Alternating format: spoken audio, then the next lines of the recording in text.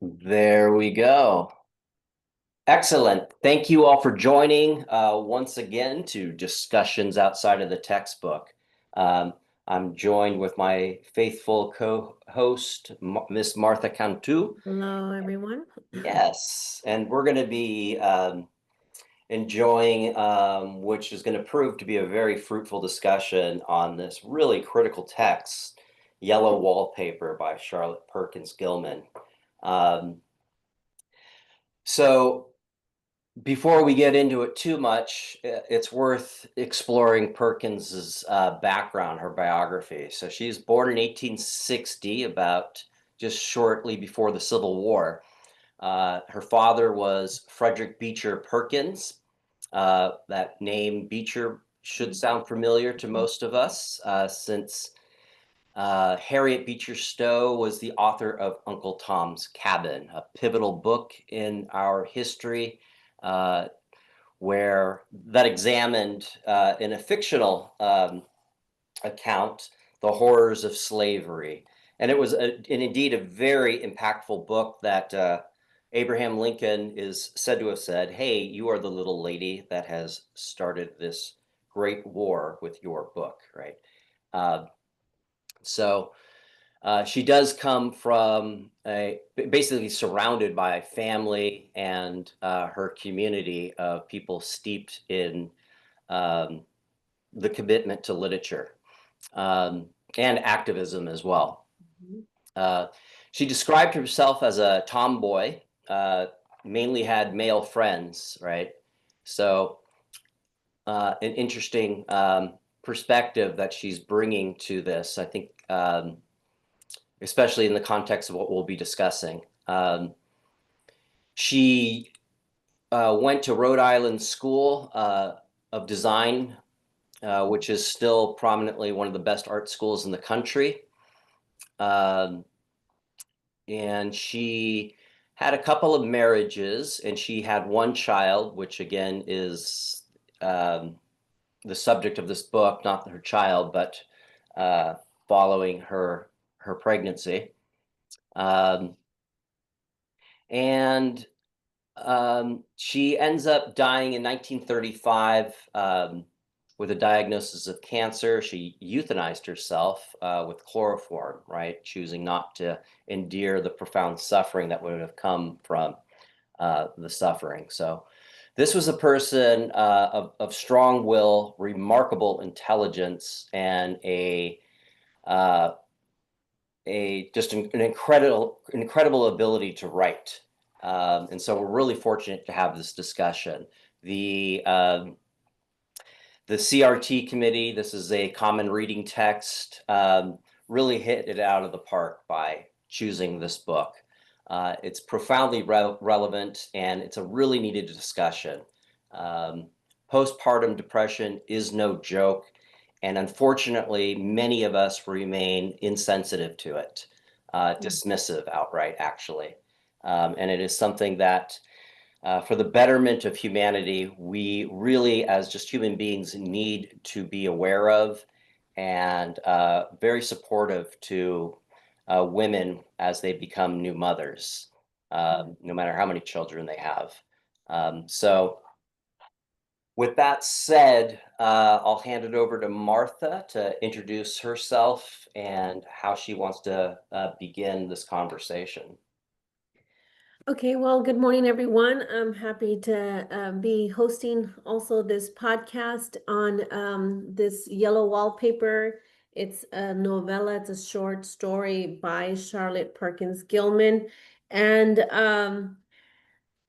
I reread it. I had already read it before. I understood it, and I went yesterday and looked for some what is it, like in the journal reviews of that, and I'm excited to talk about. It's a little, it goes into gender studies, but also like individual, because throughout the short story, she says, like, I think I can do this, or personally. So there's a lot of individual thought, and it doesn't have to be just female versus male. It's being an individual. And one of my notes was how much are we individuals within the system? Because she was also fighting, like ideas of patriarchy and things like that, but she was an individual within that system. And I think even today, we are individuals within whatever system, that we are living in. And just I want to kind of explore that too.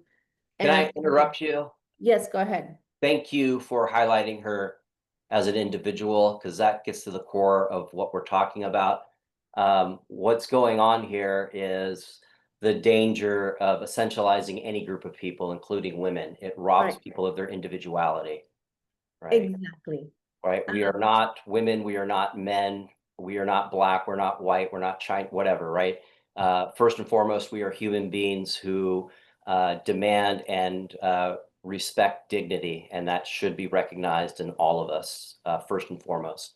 Right. So I also, because this was also written, this is a book that I read when I was in grad school called Agrarian Women. And the women in this book did not suffer like the woman in this novella, right? So that's why I'm saying that they're individuals. The women on the farms, they had like forced isolation because they lived on farms. And like when we talk about the Homestead Act in my classes, I usually say like, if you have 160 acres and your neighbor lives on 160 acres, how close are you to your neighbor? And the answer is not very. And so, anyway, that's kind of what I want to discuss. Also, like the individual, she talks a lot about patterns and she's trying to break the pattern. So those are things to explore in this. But go ahead, Sean. I don't know where you want to start. Well, let's spring forward with the subject of this text. Basically, what Charlotte Perkins' character is enduring is a basically a treatment for the prognosis of hysteria or postpartum psychosis. I don't, they didn't Mhm. refer to it as that. Um, and this would be the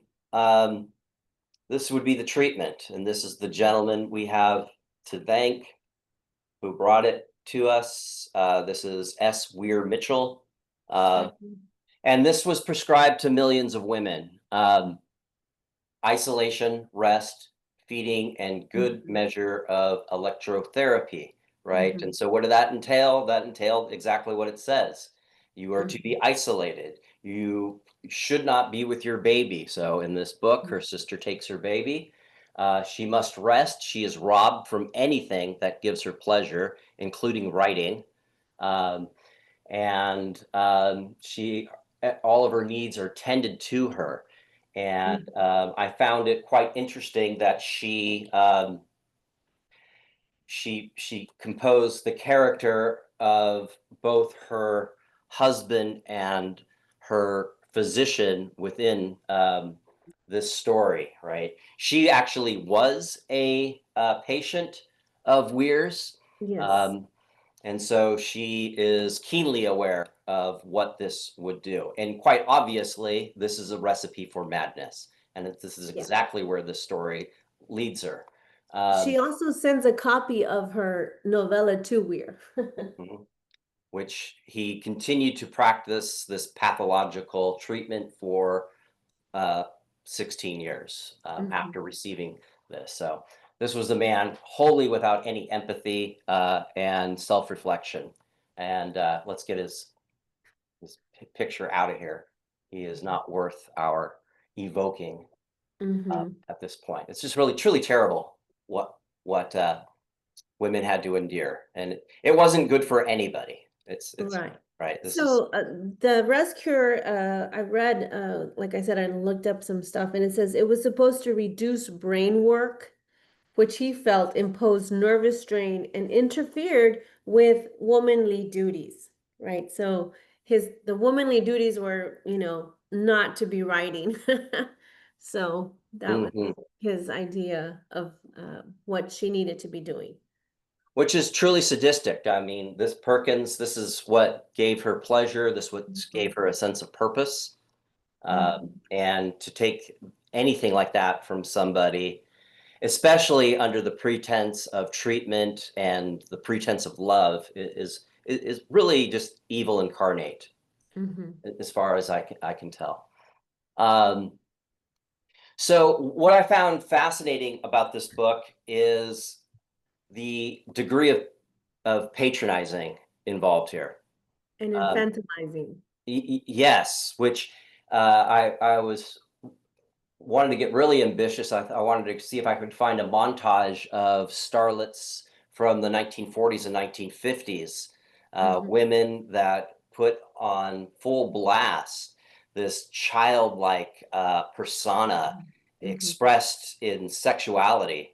mhm. Marilyn Monroe is probably the most prominent example of these. But um, it makes you, within the context of a patriarchy, it makes you wonder, what are the motivations for such an enterprise? I mean, truly, are we wanting to sexualize children and to maintain that identity, that manifestation throughout our lives? I don't Well, get it. I don't get it, but yeah. yeah, I think if we go to the novella where she starts, well, number one, it says, I think the setting, if we're gonna look at it that way too, like it's an old colonial mansion, a hereditary estate. So that kind of starts out there that with the old values, right? That's where they're set, it's in the old colonial ways, which remember in the colonial days they were what was that called? The coverture, that the guy, the jurist or whatever he was from England, I can't his name escapes me right now, that the women's rights were suspended, or not even rights, but that they were suspended under the husband, like the husband was the one that had that, I can't remember his name right now, but Blackstone, was it Blackstone? Don't recall. But anyway, so she's and she starts off with but what can one do, right? He does not believe I am sick. So, the man said it, then there's nothing wrong with you, right? And so she's fighting that there. And he also says her brother is also a physician. So her husband's a physician and her brother's a physician. So that just leads to, the patriarchal like dominance over her life, because she's telling them that she's sick and they are telling her, no, you're not. Um, but then she does say, personally, I disagree with their ideas. And that's where I was thinking about how she's an individual, um, you know, a woman and an individual, and she's disagreeing with their ideas. But she says, personally, I disagree with their ideas. Personally, I believe that congenial work with excitement and change would do me good. So she knows that that would do her good. But then in the next sentence, she says, but what is one to do? Like, Mm. what, you can't do much. Um, and that's kind of where she is talking about. But yes, they do infantilize her. And again, I think it's also important to say, like, these, I don't know why I'm just opposing them with these farm women of the time that from this book, that, they had different experiences, but they were also isolated in many cases. Um, where is it that she says? Okay, then he took me in his arms and called me a blessed little goose, which is something you would do to a child, and said he would go down to the cellar if I wished and would have it whitewashed into the bargain. So in a lot of instances, he's the patriarch and she's the child, and she doesn't know what she's supposed to be doing if he doesn't tell her. So I don't know Yes. what you And think. this reminds me too of conversations I've had often with my wife. She was a doula for 13 years, and her job was to be an advocate for the mother. Uh, and it was such deference was given to the doctor again and again and Mhm, again through her tenure, that was deeply frustrating to her, especially when she knew well that what was in it for the doctor's agenda was not in service to the mother. Uh, mhm, and her role was to be advocate, so if the mother was resigning to the authority and deference to the doctor, she just had to kind of bite her lip after giving her advice and guidance. But she mhm, strongly advocated consistently, you are your own person, have complete control of this, of setting up the environment. Once the birth mhm, happens, well, all bets are off. But um, yeah, but the patronizing, I think, at the beginning of the book, it really captures this great quote, and I think this captures kind of the ongoing paradigm of a lot of marriages. Um, John laughs at me, of course, but one expects that in marriage. mhm. This obviously laughter is the bedrock of any marriage, but laughing at her, right, Right, is ridiculing her. yeah, just, "Oh, dear." This "Oh, dear" kind of sentiment is consistently Mhm, brought to her, and, "I know best for you. Let me take care of you." This yeah, mhm, again, treating her like a child, like a baby. mhm, mhm. But she does have some agency. Um, Mhm. she does have because she says, um, right under it says, "I did write for a while in spite of them." So she knows that that helps her, and she is writing, which is something she's gonna do throughout her confinement. And that's another thing, right? That women back in the 16, 17, 18, that's what they called it, my confinement, and they were confined, right? Pregnant women, and then I guess after they had their children, they were confined, they were isolated. So again, that's like returning to the old values of motherhood and pregnancy and all those things. But I don't know. um, I think also about the garden that is mentioned. She talks, there's a delicious garden. I never saw such a garden, large and shady, full of box bordered paths and lined with long grape covered arbors with seats under them. Anytime there's a garden, it goes back to like, the Garden of Eden. And um, I think that also, like, remember in the Garden of Eden story, Eve is talking to the serpent, right? And I wonder also, like, she has her own ideas, right? And is exploring them without telling anyone, right? She's exploring the pattern, and that a pattern is something else that I want to get to because in the Yellow Wallpaper, she first sees a form, right? Like, I see something, and then that form becomes a woman, and then the woman becomes her. I don't know if you caught that in the story.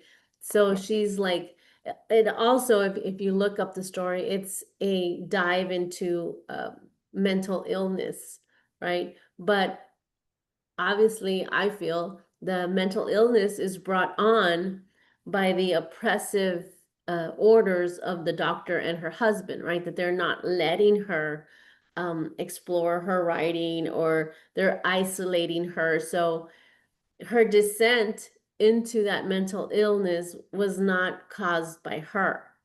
I don't know what you all think about that. Yeah, that's an important point, right? So despite, the conditions of postpartum depression, right, this isn't a death sentence. It's Mm-hmm. not you're not compelled to be it's not even a form of insanity. It's from what I can tell, and I'll speak softly here, Mm-hmm. Going through labor and childbirth looks like it is transformative. There's hormones, your body is basically rocked. And so, yes, there's going to be a depressive state after that where all of the expectations of motherhood don't come rushing at you at once. Mhm, You are mhm, left alone, especially in the context of the nuclear family. Um, and also within the context of our system or within our society, you're lucky if you get 2 weeks off. Uh, mhm. it's but yes, this is not this is something that is um, treatable through just love, compassion, understanding, of being of service, of those that are around them. Don't take anything personally. It's you're just there, you're being present, and you're just asking, how can I love you best today, right? So That's the treatment. yeah, my own experience with Yes, motherhood, please. Yeah. um, it was so like opposite to the yellow wallpaper. And it Good was, to hear. yeah, and it was one thing that my mom told me that I think has stayed with me. My oldest is now 25, she'll be 26 in January. But I'm from Del Rio. I'm not sure if I've mentioned that to you, Sean, but I'm from Del Rio, Texas. And we moved here into Harlingen when I married my husband. And so I was isolated from my family, right? And my husband jokes now that, the three most stressful things you can do in life, which are to get married, to move, and to get a new job. We all did it like in one fell swoop in August of 1998. And so my daughter was born in January of 2000. Here in the Valley, I did not have um, my family, like what is it they call it? The support group or um, his family's here, but not mine. Which in that case, I relate to the agrarian women that were out, busting farms, which I was not in the least. I'm not saying that that's what I was doing, but when my daughter was born, my mother at the hospital in Valley Baptist off of Ed Carey in Harlingen, and in that moment, she told me, "You will never be alone again." And that, I don't know, I just like, I guess because I had been alone in the valley without my family. I had, was born and raised in Del Rio, Texas. I thought I would die in Del Rio, Texas. I was 27 when I had her, but 25 when I got married. And so then that I don't know, it just kind of like really, I know Dr. Weaver does not like the word impacted, but that kind of, I really felt that, that I am not alone, that I have my daughter. Um, and at the time in 2000, they had already started with the new, I'm sure your wife is familiar with the like the bonding, and then the first few hours and minutes are so important because before they used to take the child to the nursery, and that was, the baby to the nursery, and now they leave them with the mothers. At least that was what they were doing at Valley Baptist. So my daughter was there the whole time, and but that, to me, that you will never be alone again, that has, always stayed with me. And of course now my daughter is gone and she lives in San Antonio, and I'm like, why did you leave me? I have the the Greek, my big fat Greek wedding problem, right? Like, why do you want to leave me? But that, like I said, my experience was very different, that I did not feel that isolation. But this poor woman, she does, and that they leave her alone for long periods of time. She's supposed to be in complete rest. Um, and so that was the rest cure that was not just to Charlotte Perkins Gilman, but to a lot of women. That's what was prescribed to them. And you can only imagine how terrible that must have been for them. And like I said, caused that descent into mental illness. Sorry about that. Okay. I could take taken it maybe a different direction. But yeah, thank you for sharing your experience. It's yeah, this is the that was great advice. You are not alone. You'll never be alone. Um, it's imperative. It really is imperative. I think the another good piece of advice is never leave a new mother alone. Right, give her space when she needs it, but never leave her alone. And that's often kind of, it's, oh, this is everything she wanted, right? And so, of course, she's got this, which is completely counter to the entire human experience Right. previous to probably the Industrial Revolution. It's just, um, you know, the, the fact that, I live in the Rio Grande Valley. It's myself, my wife, and my son, and that's it, except for some dear friends. Um, Mhm. but it does take a village, and the idea that it's just the mother primarily, and the father's there just to help out, uh, Mhm. is a recipe for madness for an entire society. Probably explains a lot of things, huh? Yeah. Um, I- Another thing I want to kind of talk about is that she's alone, left alone, and she also cannot be herself. She cannot be true to herself because she has to kind of hide what she's doing. She's not honest, which also leads to that mental health decline.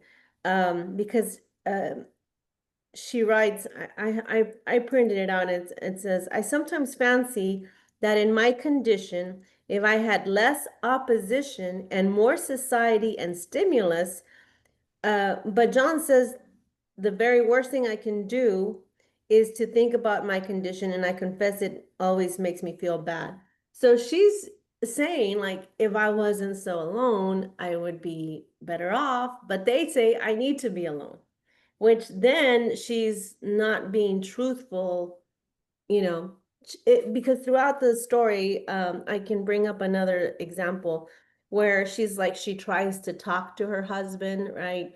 And then he pretty much shuts it down. Like, no, that's not the right. And so then again, she has to suppress her feelings, suppress her thoughts, um, which builds anxiety and mental health issues.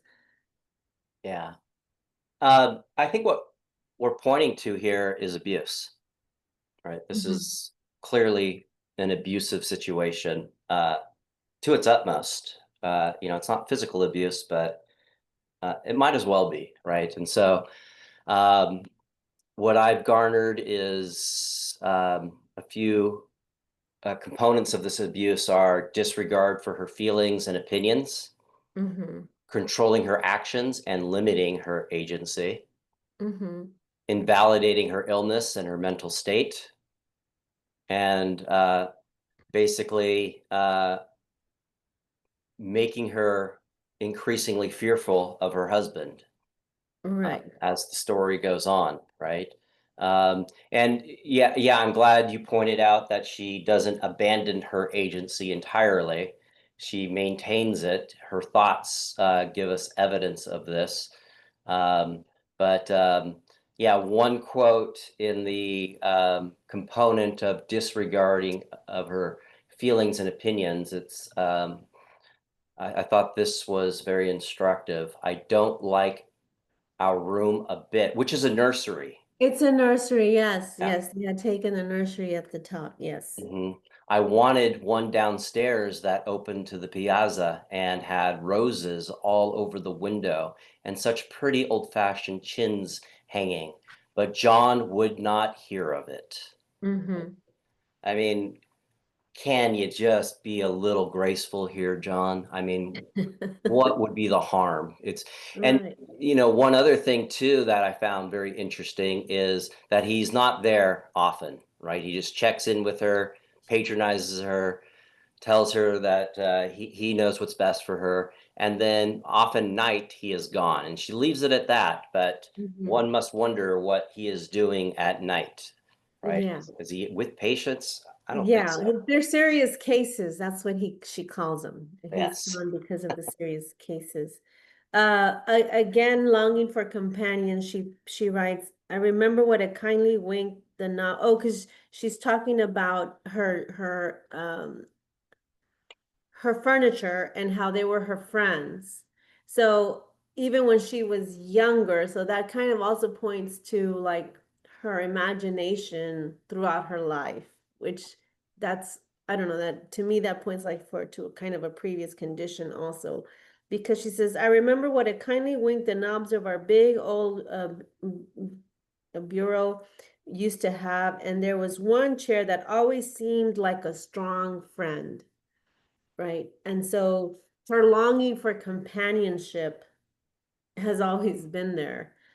Because I mean we're societal creatures, right? We need companionship, and that's there. And going back to John, like you were saying, Uh-oh. what was that?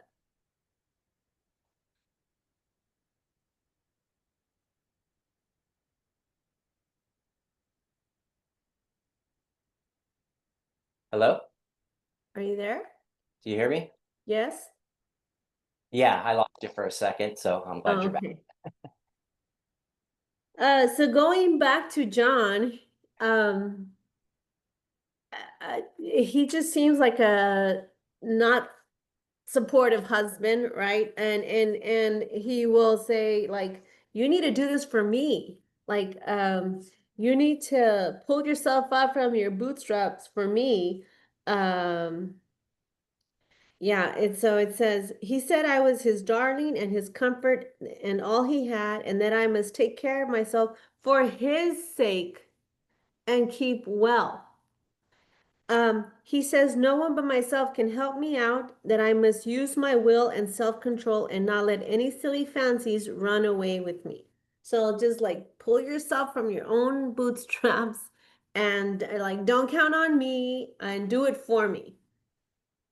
That That's gets to the heart of what we're talking about here, contagious. Yeah. and why challenging the patriarchy is so critical. It is so critical because it's not good for anybody. The book that I assign every year, "Incidents of the Life of the Slave Girl," displays this in full measure. Um, it reduces men to children, and then and in turn they project that and put it onto women. But what is a child who doesn't get what he wants his way, a toddler? He breaks things, right? Mm-hmm. And he demands that every single one of his needs are met when he wants it, exactly when he wants it. And the only emotion that he reserves for himself is anger, uh, Mm-hmm. under the delusion that this is a place that you always get what you want when you want it. Mm-hmm. Mm-hmm. It's Yeah. this is why it's very important to understand that feminism, again, as Martha pointed out, is not men versus women. It is women, basically saying that we too are worthy of dignity, and we have, the same shared experience here. We all know we're going to die, and that makes us deeply anxious, and we need each other. And all we're asking is for the respect and the dignity of being a human being here. Right. And she finds dignity in her work, which is writing, because there is dignity in work. Um, Yes. Also something that I wanted to get to, and I'm gonna have to leave in about 10 minutes, is the woman behind the bars, right? Because the bars are, in my opinion, in my is the bars are the society, right? That's barring her from enjoying even society, right? Because you know that she wants to go see her cousin Julia, right? Dear John, he loves me very dearly and he hates to have me sick. I tried to have a real, earnest, reasonable talk with him the other day and tell him how I wish he would let me go and make a visit to cousin Henry and Julia. And he doesn't let her have any society. So she starts to see the pattern and that it has bars and that, she's being barred from society and society is a bar for her. So I want to get to that. Then in the very bright spots, she keeps still. She's talking about the woman in the wallpaper. Um, but in the very shady spots, she just takes hold of the bars and shakes them hard, right? So she's trying to shake, like, be free of those bars. And then at the end, she does help her be free, right? But I think she's talking about herself. What do you think about that? Yeah, I mean, basically the yellow wallpaper. One, she's an artist, and she recognizes that this is not aesthetically pleasing. There's no geometrical patterns to The this. sin, she says, it committed an artistic sin. Hmm.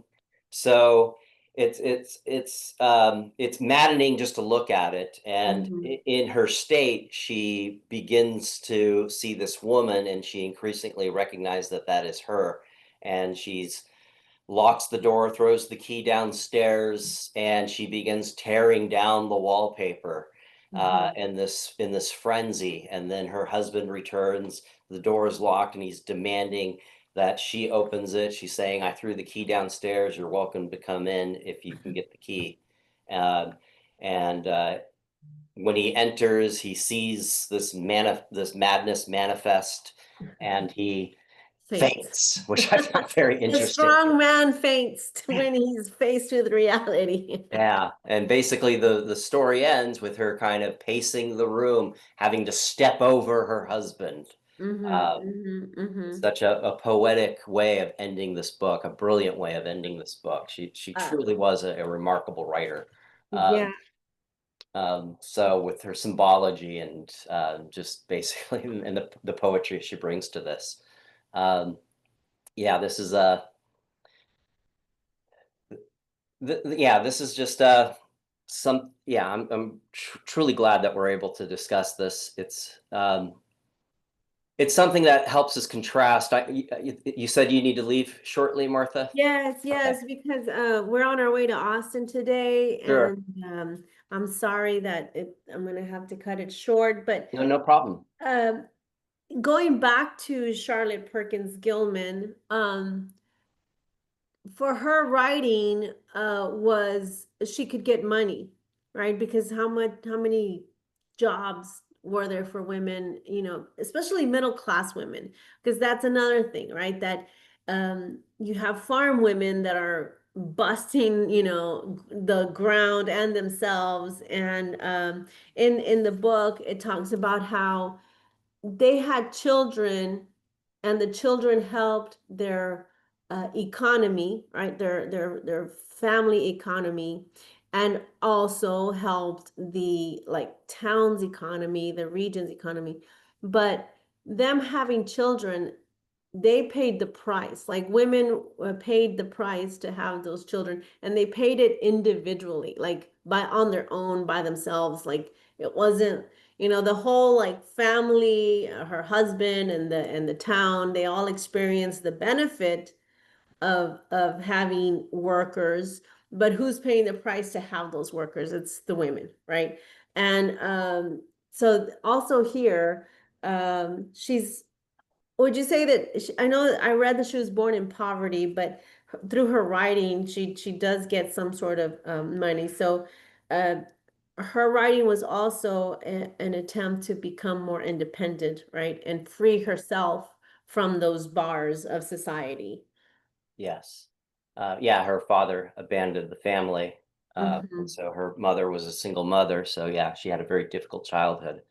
And yeah, probably quite motivating to make sure that when I become an adult, I find whatever means necessary to become independent, because especially in these days, in the heat of the industrial revolution, it was not fun. I mean, it's never fun being impoverished, but Yeah. we're talking about something entirely different from many people's lived experience who struggle economically within the United States in a modern context. Um, Um, how would you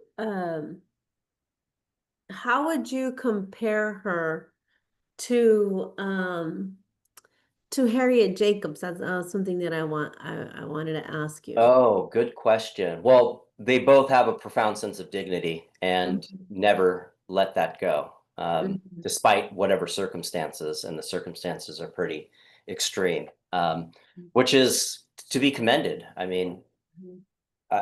you know, if I was enslaved, I think day one I would lose my dignity.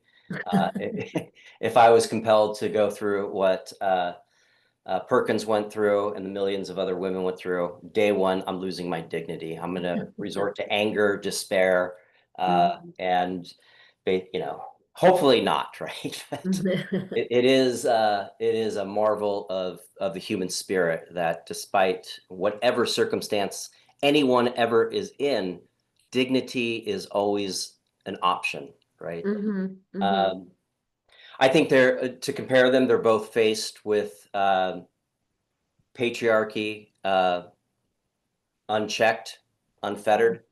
mhm, This is what it looks like. Be mhm, careful what you ask for. mhm, So yeah, Incidents of the Life of the Slave Girl obviously is about slavery, but it's also a treatise on this is what it looks like when men have complete control. This is what it looks like when anybody has complete control.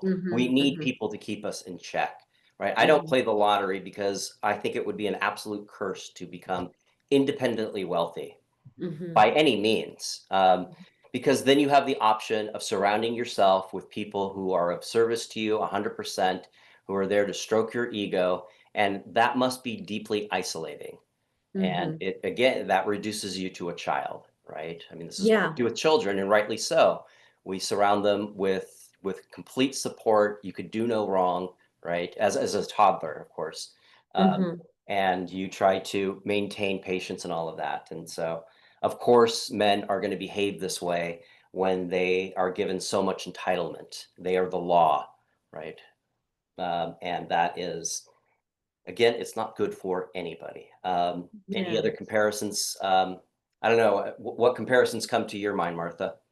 That what you said that they had agency that they tried, they were within the system, and but yet they tried to not just tried, but they did find their own voice in all of this, right?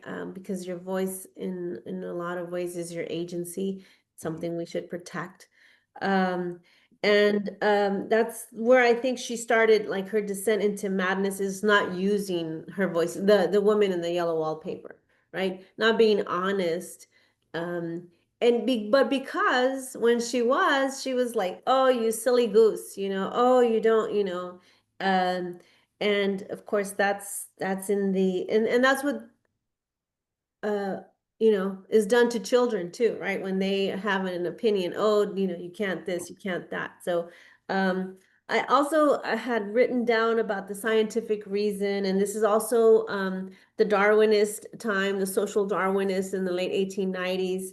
And in one of the things that I read on the commentary, the guy, this Mitchell guy, he talks about a woman. She was pallid, feeble. She was a pallid, feeble creature, and had no more bosom than the average chicken of a boarding house table. Nature had wisely prohibited this being from increasing her breed. So this is at the time also that women, that they feel like the eugenics movement, that they should, women that should not, or what is it, people that were not fit for them, um, they should not reproduce. And so it's also like the survival, not that that was Darwin's theory, but Herbert Spencer's theory, right? Survival of the fittest. And so going back to the yellow wallpaper, he says about John, she writes, John does not know how much I really suffer. He knows there is no reason to suffer, and she capitalized that, like reason. It's, they're still in like the children or the inheritors, right, of the age of reason.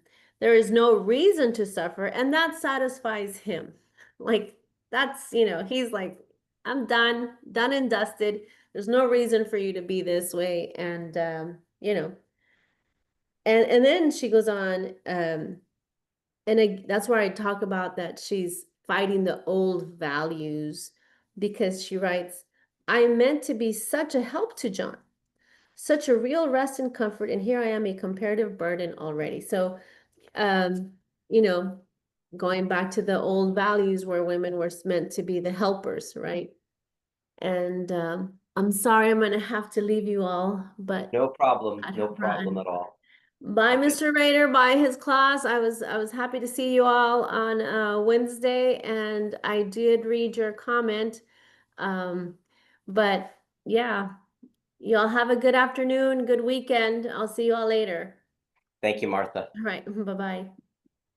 Yeah, I'll continue the discussion. And the one thing I would like to carry on from Martha's points there is, and carrying on the themes of this is good for nobody, right?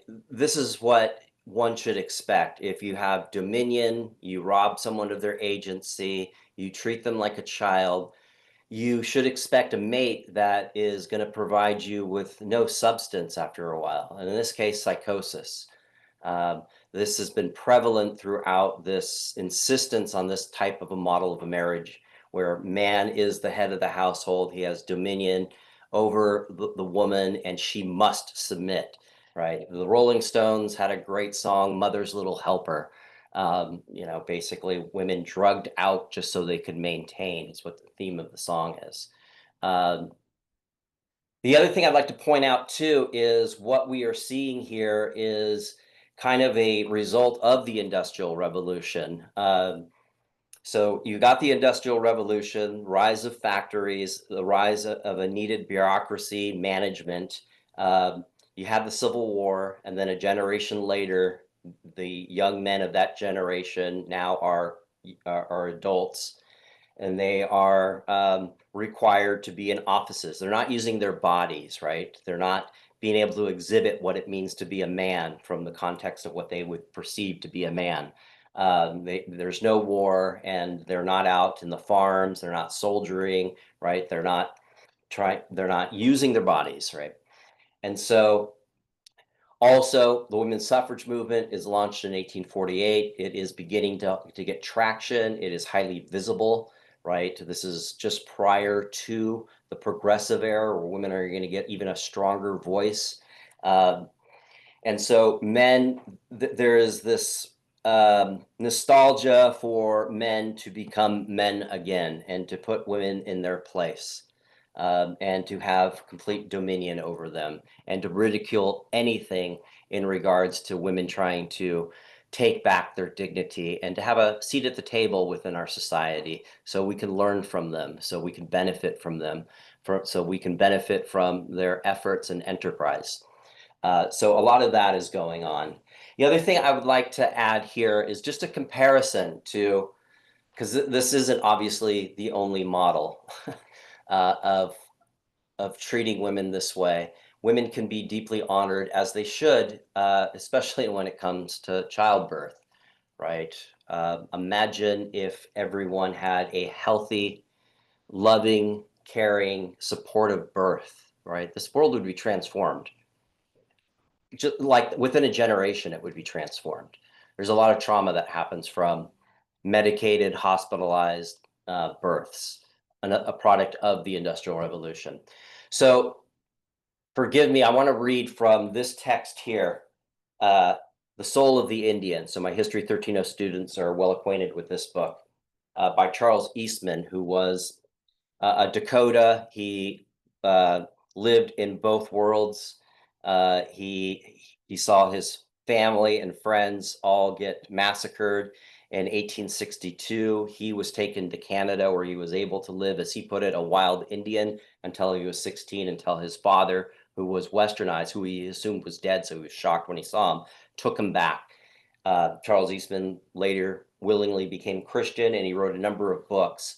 This is his most prominent, famous book here. But this is from chapter 2.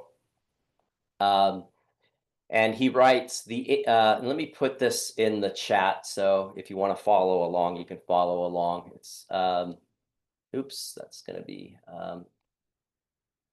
boom, boom, boom, boom, boom. Okay. And then that, okay. So I'll start with that. And then there's a little bit more I'm going to add to it. There we go. Okay. So the Indian was a religious man from his mother's womb, right from the start. From the moment of her recognition of the fact of conception to the end of the second year of life, she was the ordinary duration of lactation. It was supposed by us that the mother's spiritual influence counted for the most. Her attitude and secret meditations must such as to instill into a receptive soul of the unborn child the love of the great mystery and a sense of brotherhood with all creation, right? So right from conception, right, it begins, right? And that's critical, right? This needs to be deeply appreciated, that a woman and her baby within her womb are deeply connected, and so outside forces of stress, of threats, have a deep impact in utero on that child. And there's a whole field of psychology that looks at this, dealing with people's neuroses that can trace it back to in utero. And the American Indian recognized this without the advent of science. Um, Brother, silence and isolation are the rule of life for the expected mother. She wanders prayerful in the stillness of great woods or on the bosom of the untrodden prairie. And to her poetic mind, the imminent birth of her child prefigures the advent of a master man, a hero, or the mother of heroes, a thought conceived in the virgin breast of primeval nature and dreamed out in a hush that is only broken by sighing of the pine tree or the thrilling orchestra of a distant waterfall. So this connection with nature. Nature is your teachers. You can learn a lot from just observing birds and deer, as far as how to raise a family.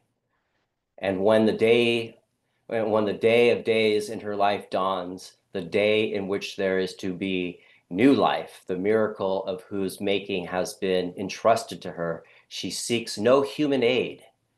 She has been trained and prepared in body and mind for her holiest duty ever since she can remember. The ordeal is best met alone, with no curious or pitying eyes embarrass her.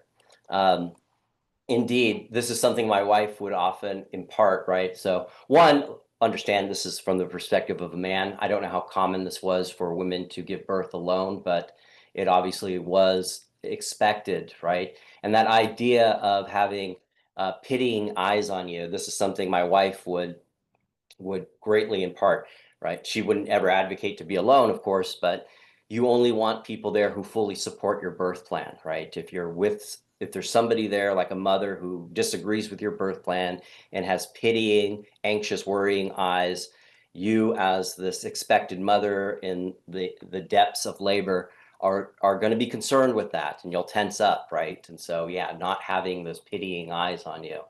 Um, she has been trained entrusted her. She seeks no human aid. She has been trained and prepared in body and mind for her holiest duty ever since she can remember. The ordeal is best met alone, where no curious, pitying eyes embarrass her, where all nature says to her spirit, tis love, the fulfilling of life.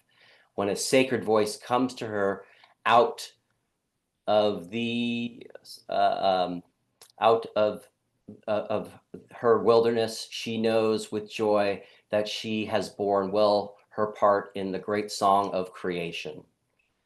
Presently, she returns to the camp carrying the mysterious, the holy, the dearest bundle. She feels the endearing warmth of it and hears its soft breathing.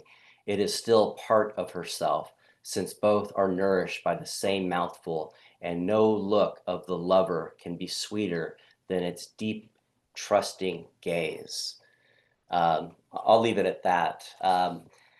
This is a product of a society that's deeply supportive of the woman's role, the most fundamental role of giving life, of being of support of her, of entrusting her, of knowing that she knows what she's doing. She's the embodiment of all of creation, after all, like all living things are. Um, um, we are getting towards the end of the hour. Anybody who wants to open up their mic is free to engage and ask questions. Mr. Roeder posted a few comments and questions, so let me read those to start. Thank you for covering the difficult content. As the dad of 3 healthy children, I would add that the male role is in loving marriages are critical for a post-successful pregnancy. Heavy content indeed. Yeah, absolutely, right? And so, yeah, this is an invitation to dads to see what not to do, and to be there fully with your presence. I get it. Life conditions can sometimes have to take you out of the home, but when you are in the home, you are to be of deep support. You ask your wife, "How can I love you today? What can I do for you?" You don't take things personally. You stand strong for her. You give her her space when she needs her space, but you let her know that you are her rock and you will be there for her. It, it's your responsibility, right? And then shame on me when dads began being allowed in the delivery rooms, hospital settings. I know my father and his grandfathers were certainly not. Yeah, yeah, that was the model, right? The old meme of sitting out and awaiting to light up your cigars if you happen to have a son, right? In the waiting room. We owe a great we owe a debt of gratitude to a guy named Dr. Bradley, who in the I think early 70s reintroduced the idea that partners should be present at the birth and deeply supportive and given a role. His methods were greatly helpful to our family.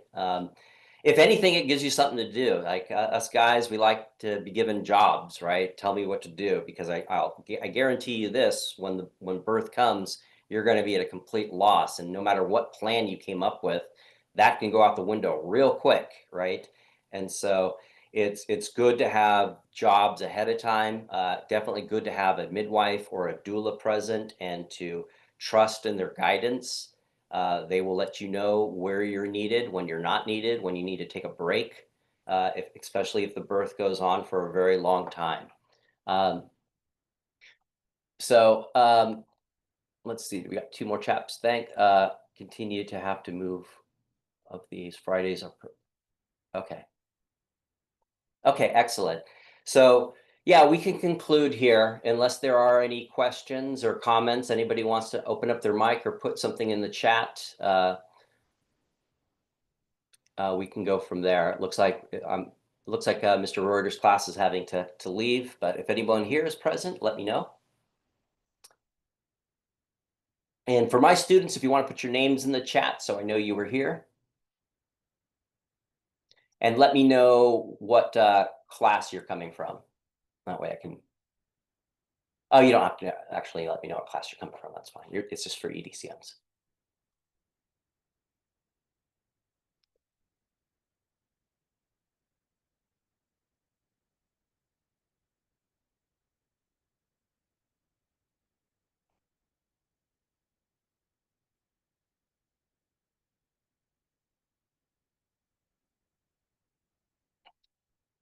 Okay, if there aren't any comments or questions, we could leave it at that. I thank you all for who is still here. Again, if any of my students are here, please put your name in the chat.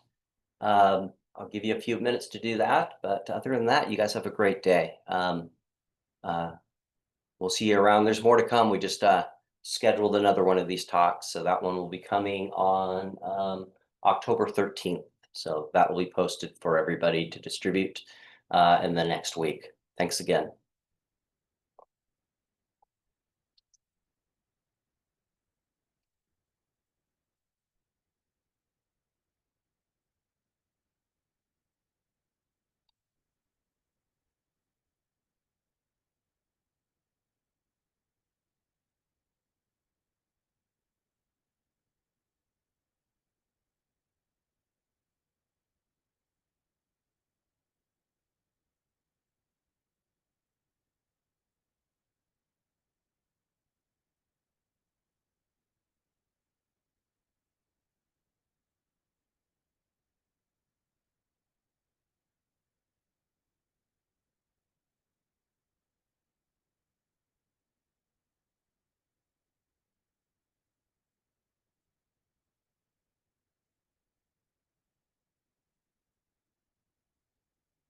Okie dokie.